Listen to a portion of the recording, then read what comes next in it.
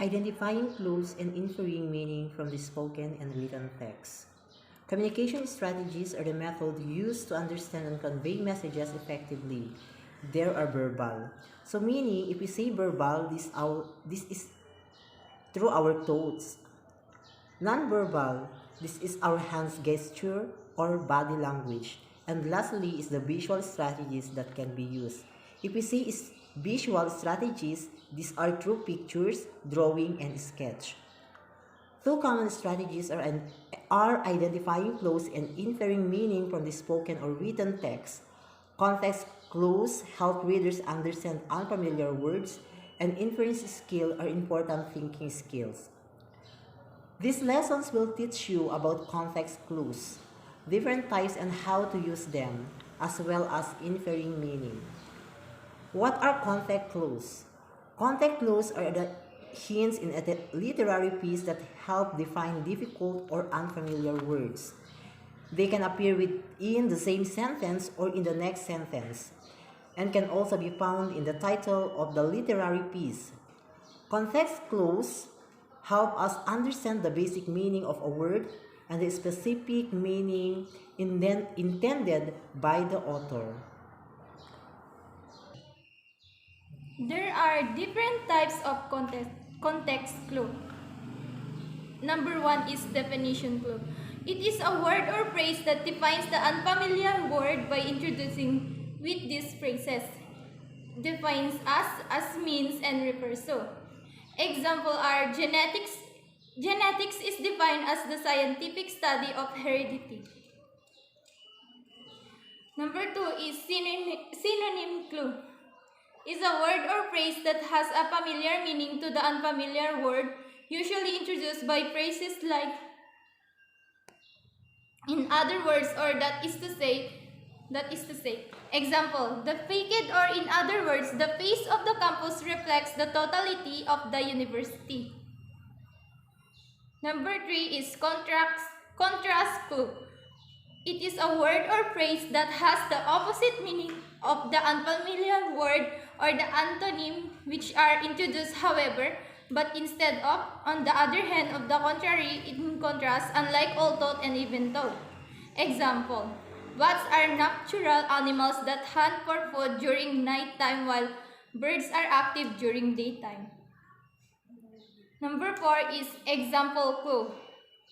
It is a word or phrase that provides an example to illustrate the unfamiliar word introduced by phrases like such as, for example, for instance, to illustrate and like. Example, do good things even nobody sees you like being honest at all times.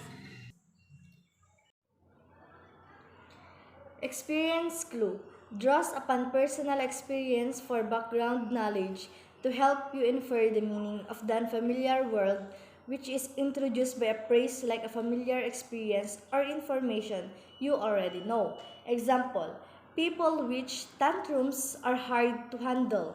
Why? Because they have low emotional intelligence. Next, adjacent clue.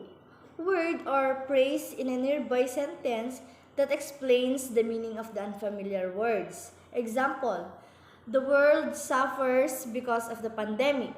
This disease outbreak gives negative effects to all the countries and all sectors of the economy. Next, how to use context clues. Context refers to the background or surroundings of an event, idea, or happening that can help readers understand a text. When encountering a new words, readers can use surrounding words and phrases as context clues to guess the meaning of the new word. Useful steps for using context clues include circling the new word, finding clues in the surrounding context, underlining key and synonym, giving the main idea of the paragraph, restating the sentence in your own words, and guessing the meaning of the new word based on the contextual clues. So, when you are reading and come across an unfamiliar word, you can use the words and sentences around it to figure out its meaning. The words and sentences around the unfamiliar words are called context clues. To use context clues, you can circle the unfamiliar word, look for clues in the sentences around it, underline important words and phrases. Rephrase the sentence in your own words and use the clues to guess what the unfamiliar word means. What is inferring meaning? Inferring meaning involves using clues and evidence presented in a text or spoken message to figure out an idea that was not fully explained. It is like making an educated guess based on the information given. Inferring meaning requires paying attention to the speaker or writer's language, reading between the lines, and guessing at things that are not actually said to form a conclusion. It is important to use clues for the written or oral text, as well as personal experience to help understand what is not directly stated. This helps make the text more meaningful and contextualized. So inferring meaning is all about figuring out an idea that is not fully explained. It involves using clues and evidence from a text or spoken message to make an educated guess. To do this, you need to pay attention to the language used, read between lines, and guess at things that are not actually said. Ways of inferring meaning. Hints or clues from text, visuals, messages, and readers' background knowledge are used to make assumption and conclusion. In addition to contextual clues, using prior knowledge about the issue and situation can help dig out meanings. We can infer people's characteristics and relationship through their actions and words. Inference may occur in the form of conclusions, predictions, or new ideas. In written and oral examinations, takers are asked to find a main idea, determine the author's purpose, tone, and the main topic. So, inferring meaning means using clues in text, messages, as well as your own background knowledge to make assumption and conclusion. You can also infer people, characteristics, and relationship based on their actions and words. Inferring can help you come, with, come up with new ideas, predictions, and conclusion. When taking tests, you might be asked to find the main idea, determine the author's tone, purpose, and main topic. Here are some ways of inferring meaning. Number one, inferring meaning from written and oral text. Inference in reading and listening is the ability to understand the meaning of passage of a text without all the information being identified or spelled out.